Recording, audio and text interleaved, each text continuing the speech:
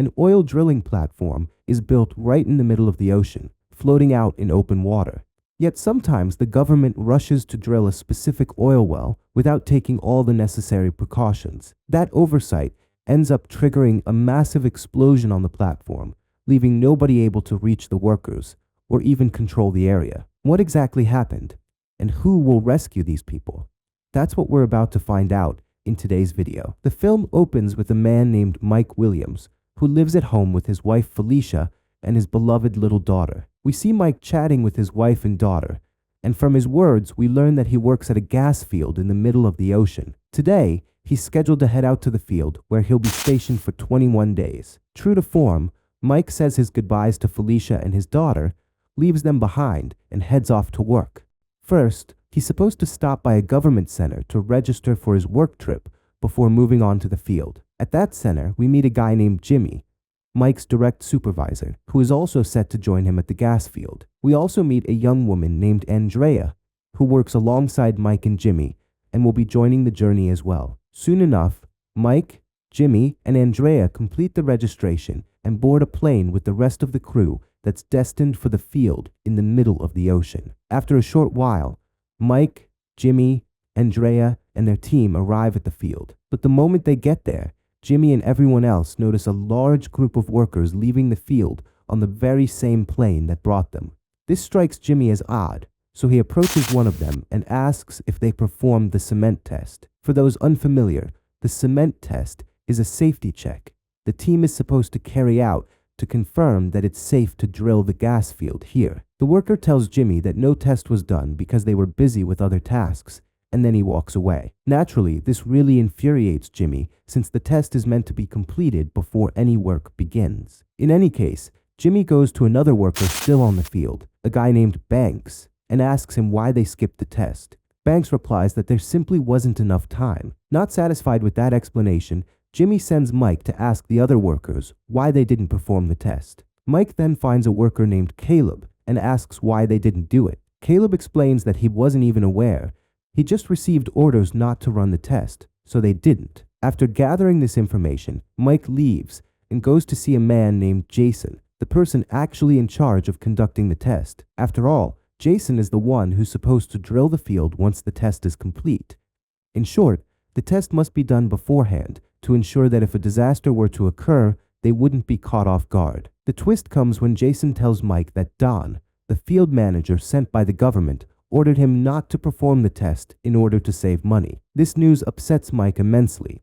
Without saying much more, he leaves Jason behind. Next, Mike heads to his locker to prepare, all while calling his wife Felicia to reassure her that he safely reached the field and started work, promising he'll call again later. Once he's done, Mike goes over to meet Jimmy. Jimmy takes him to sit down with Don, and Jimmy immediately gets straight to the point. He tells Don that they won't begin drilling or issue any drilling orders until they perform the cement test to verify that the pressure is right for work to start. Of course, Don isn't happy with this demand and tells Mike that the test won't be done. But Mike insists so strongly that Don is forced to agree. Sure enough, it isn't long before the test begins. The procedure involves a tube that draws up mud from the ocean floor so the team can check whether the pressure is within safe limits. A group of workers, including Caleb and others, gathers around the tube to observe how it functions and confirm that everything is operating correctly. Meanwhile, Jimmy, Don, and Jason are in the control room, overseeing the entire test and monitoring all the indicators. The test starts, and after a while it appears to go well until everyone notices that the tube is showing an excessive pressure reading. Jimmy decides that they shouldn't continue with the test. They should stop right there, fix the problem, and then run another test later to ensure the issue is resolved before drilling. However, Don dismisses their concerns, explaining to Jimmy that while the pressure is a bit high, it's only slightly so, meaning it's acceptable to proceed with the test. Frustrated, Jimmy begrudgingly agrees with Don. Shortly thereafter, some workers take Jimmy and Mike into a hall on the field to celebrate Jimmy, honoring him for more than 40 years of work at sea. At the same time, Don is with Jason, who tells him that they must continue with the test. Jason admits he's worried about pushing forward because the pressure is expected to rise much further, which could cause problems, but Don is adamant. Reluctantly, Jason continues the test. As the test goes on, the pressure inside the tube, used either to pump or to draw mud from the ocean floor, increases dramatically. Don goes out with Caleb to check on the tube, and everything seems fine until, moments later, disaster strikes. Caleb notices that the tube is leaking mud, and before anyone can fully grasp what's happening, boom! The tube explodes, and mud begins to flood every corner of the field, turning everything into chaos. Jason quickly shuts the valves in an attempt to contain the damage, but the catastrophe has already set in. Within minutes of closing the valves, not only does the tube begin to explode again, but nearly everything on the field starts bursting under the overwhelming pressure. No one can control the situation. The pressure even shatters the bulletproof glass of the control room where Jason and his team are stationed. And it doesn't stop there. The explosion spreads throughout the field, destroying even the drainage pipes that are supposed to expel the mud. Instead of discharging the mud, these pipes also explode, and chaos erupts everywhere. Caleb does his best to rescue the workers injured by the explosion while also trying to protect himself. Meanwhile, Andrea and Baxter are in another room, completely unaware of the unfolding disaster. The situation worsens when the explosion causes gas to leak, a fact that Andrea immediately notices on the gauges. She rushes out to investigate and soon discovers that the field is literally exploding, so she calls for help without delay. At that very moment, Mike is on a video call with his wife Felicia when he suddenly sees the lights at his location start to burst, an effect of the chaos on the field. To make matters worse, his connection with Felicia is cut off. Mike quickly leaves his area and heads out to determine what's happening. As soon as he steps outside, he finds himself surrounded by explosions. The blasts throw him far away, and he's injured in the process. Meanwhile, Jimmy is taking a shower in his room when the explosion occurs. He is hurled across the room, crashes into glass, and shards of glass embed in his body, inflicting very serious injuries. Soon after, we see that explosions are spreading everywhere across the field, or platform. A nearby ship immediately alerts the Coast Guard, and rescue boats are dispatched without delay. At this point, Mike regains consciousness and sees an injured worker. He helps the man up and continues moving through the chaos, desperately dodging flames. Eventually, he comes across Jimmy, who is so badly injured he can barely see. Mike assists him, and together they make their way toward the control room, hoping to regain control over the fire.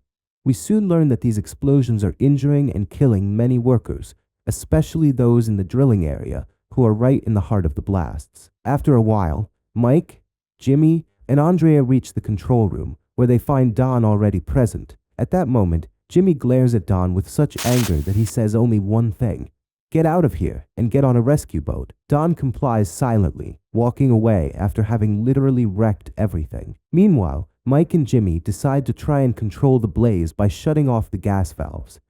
Jimmy makes several attempts to close the valves but fails, so Mike tells him he'll go over and close them manually. From the control room, they move to where Mike and Caleb are stationed. They manage to close the valves manually and are able to control part of the fire, though the blaze still rages on. Rescue boats soon begin arriving to evacuate people from the field or platform. After a while, nearly everyone has left, except for two people, Mike and Andrea. Realizing that there's no other option, Mike understands that they must jump into the water or they'll die on the platform. However, Andrea is hysterical and completely refuses to jump, preferring to die on the platform instead. She pleads with Mike to leave her behind because she has a family waiting for her at home, but Mike refuses to abandon her to such a fate. He takes her in his arms, throws her into the water, jumps after her, and keeps swimming until he reaches her. They eventually board a rescue boat that takes them to another ship where all the rescued survivors have gathered. Once aboard, Jimmy begins calling out to all the workers to take stock of who's alive and who isn't. Among those still alive are Caleb, Baxter, Andrea, Mike, and several others, though many have perished. When he calls out names, there's no answer, and this infuriates Jimmy even further. His angry glare directed at Don seems to say, "You're the reason all this happened." Upset by the accusation, Don walks away in front of everyone, and that's how the night draws to a close. Eventually, everyone is taken back to the government center, where families await the return of their loved ones from the platform and the field. Tragically, many have died, and the shock is so severe that one family member even starts arguing with Mike, demanding to know where his son is. Security steps in, and the situation is eventually resolved. Afterward, Mike retreats to his room and breaks down in tears, overwhelmed by the events and the loss of friends he witnessed. Soon, his wife and daughter come to console him, easing his sorrow just a bit. They take him away, and Mike leaves, determined that he will never return to the ocean or work in that industry ever again. And with that, my friend, the film comes to an end. Before I finish, I want you to know that this film is based on a true story. Every character and event depicted in the film is real. After the incident, trials were held with Mike,